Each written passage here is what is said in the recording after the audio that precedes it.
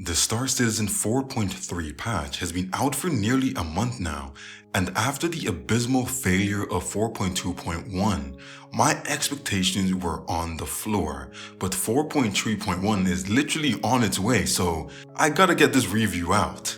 But after playing the patch for over 15 hours now, how do I actually feel? Is Star Citizen closer to being a release-ready game? What's up, y'all? It's your boy stephlyon. Let's talk about the current state of the verse. Star Citizen Alpha 4.3 is way more stable than I expected it to be. We can start with that. Alpha 4.2 showed me how bad things could get. And mind you, things have been way worse, as I've been told by longtime testers, and this was nothing compared to the past. But during my Star Citizen journey, Alpha 4.2.1 was my first time, y'all. That was my first baby, you feel me? I honestly got a little bit jaded with CIG with that. There had been many talks about transit fixes, elevator fixes during the year, and for the most part, things were getting better slowly. Getting closer to a more stable game for release that we're all hoping for, as one of the big recurrent issues that I've seen were elevators and transit issues. So the initial talks of all the fixes got me hyped over the month, and I was like, yup, the game's about to get hella lit.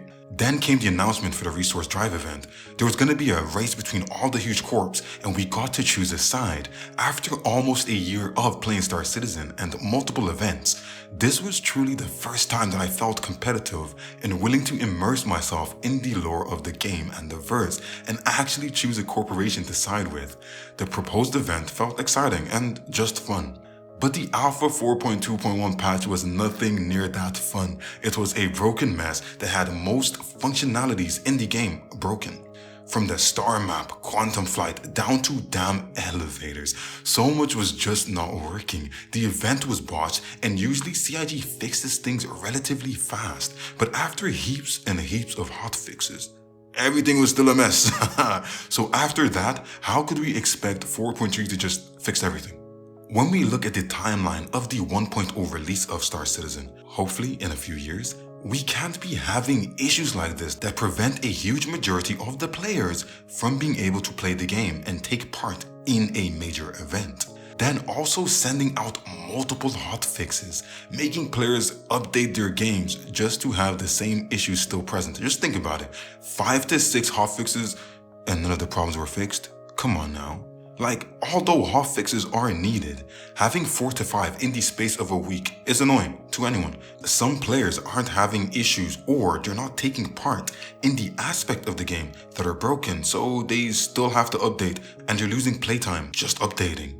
But honestly, I'll always say this. We are all testing a different version of the game because the problems you have, the next dude ain't ever heard of those, but they got their own set of issues with the game. So it's like we're all testing a different version of the game. The one thing I will give CIG in terms of props is the fact that their hotfixes are relatively small, like 4 to 5 to 10 gigs, which is not that bad to download if you have reasonable internet. A lot of other games, they want you to download the whole game file just to get a hotfix. So CIG do well in that, and I can say it's a silver lining when we do get heaps of hotfixes back to back. But yeah, I sure as hell didn't believe 4.3 was going to be good, but here we are and it's pretty damn stable. CIG told us that they gathered quite a bit of information on the errors and told us what they were fixing for this patch and on its release. It actually worked. It actually did pretty well. It's not perfect, but it's pretty stable. Things feel way more stable and the fun is back in the game, especially with the event that so many people didn't get to do prior. The fact that they also extended the event along with adding a bunch of new things show that they understood that they messed up, but also showed me some confidence in their 4.3 build. And as we did see, during the second week, there was a free fly event with some humongous ships for testing, yet the build held up quite well. Now, what does this mean to me? Well, CIG has enough data to prevent the 4.2.1 incident from happening again. They know what needs to be and what fixes are needed to keep those aspects running optimally, which is overall a good thing. especially when we move towards Squadron 42's release and the future Star Citizen 1.0 release. We need to know what can break and how bad it can get and how to restore the balance. The PTU doesn't have the numbers to stress out the system, but unfortunately the persistent universe does, and I think CIG kind of knew this and still took the ballsy approach to get the information they needed. Was I impressed with the last build? No. But am I impressed with the current build? Hell yeah. Although some things aren't working, like missions still not handing in or registering, missions not spawning in the NPCs all the time, or a new issue I found with the bounty NPCs literally stopping. If you kill the target, these NPCs just stop attacking you and you get free kills. So these things are still issues, but they're minor enough to not fuss too much about right now. In the future, they can't just let these things slide. We can't overlook these things because these things will break the game and the immersion and the flow of things for players all across the board. Overall, I'm impressed with the build. It's holding up well, even down to the fixes on the current event missions and working with the feedback that we gave them. I saw that some missions have been changed to not allow certain actions that we used to do, like use the big cargo ships to joyride and do other missions. They filled the ship up, so now there's no more room. You've got to like hand the mission in.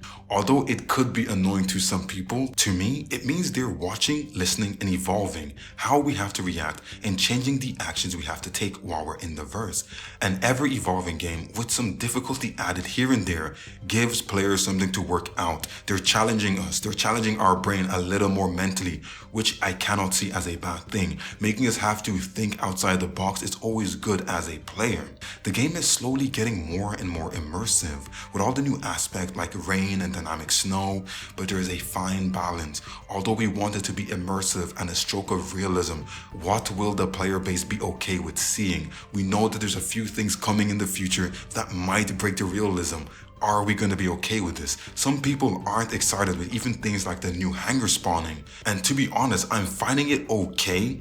It does break a little bit of my prep time and things, but overall it is a good thing because just players logging in and having to use all the transit to get to their hangar is part of the reason why the transit system is breaking. So if this alleviates it, it ain't that bad. And at the end of the day, right now in the verse, the hangar is kind of our home right now. We don't have base building yet. When we do get base building, then yeah, the hangar it's technically your home anymore, and you can go anywhere you want and build a home and use that as your spawn location. But for now, hangar spawning, in my opinion, that's okay. How do we currently in the verse right now balance the game so it caters for everyone that is pledged, the people who want to sink time and the people who want things to go a little bit faster? I think getting options, giving the option to do things like hangar spawning would have been a better approach, not just enforcing it on everyone. Because at the end of the day, time is precious and we don't all have the same amount of it free. Some people might have 4 or 5 hours they can play a day. Some people might only have 2. So giving the option to say, hey, you have 5 hours, do you want to spawn in a habitation zone and make your way to your hangar? That's pretty cool, because if someone doesn't have all that time, they can say, hey, you work really hard every day. You have like 1.5 hours to play when you get home from work. Do you want to actually spawn in your hangar and take away 10 minutes of travel? That would work, but not having the option kind of kills it. I think that's the only reason people are really mad about it. Let me actually know what you think in the comments below. We are seeing CIG rebalance some of the older ships and different ship classes, and they're adding a lot more ships to the in-game store, along with items for your ship, which is good because it actually helps to grind. It alleviates the grind, but it also allows the option for people to still go out there and grind things in the verse for free. These are all little things that they need to do to make the game more feasible to a larger audience when they're thinking about full release. So there is a lot to look forward to. I'm currently on my adventure to get ready for Pyro to test out all the new facilities, but to be honest, all I've heard so far is that they are great and they're working the way they're intended to be, with some minor flaws here and there, which you have to expect because they are new. And honestly, the fact that they're working so well, I will give it to the fact that they're in Pyro. We do know the Pyro locations see less traffic because obviously it's lawless. People don't want to be always in Pyro. So less people are frequenting these places, which means less chances for things to go wrong. But I'd like to see CIG add more places for us in the Stanton system so we can properly test them out. If places are added in the future that excite players, it may end up like the hot tour locations, which were a mess for a few weeks. But yeah, I'm a lot happier overall. This patch is a lot better than the last, and right now with 4.3 and its current stability, I believe it is a great time to hop back into the verse if you took a break, or if you are a new player looking on starting your own Star Citizen adventure. This isn't a bad time to start. Is this the end of bad patches? Probably not. But I don't see it getting this bad in the future with these same issues. It could get kind of bad, but not as bad as the previous patch. So yeah, that's kind of my brutal review for this current patch. I kind of mixed it with my review for 4.2.1 and 4.3, as they're kind of really connected right now due to the bad patch of 4.2.1.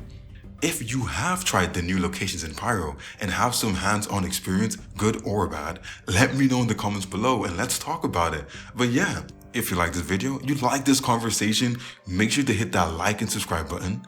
And yeah, my camera's not on right now because your boy is busy. You feel me? Like I couldn't turn the camera on. Hopefully in the future I'll be able to like use the camera again and actually look at you guys. You feel me? Because I want to see my pretty face. But yeah, I'll see you guys on the next one.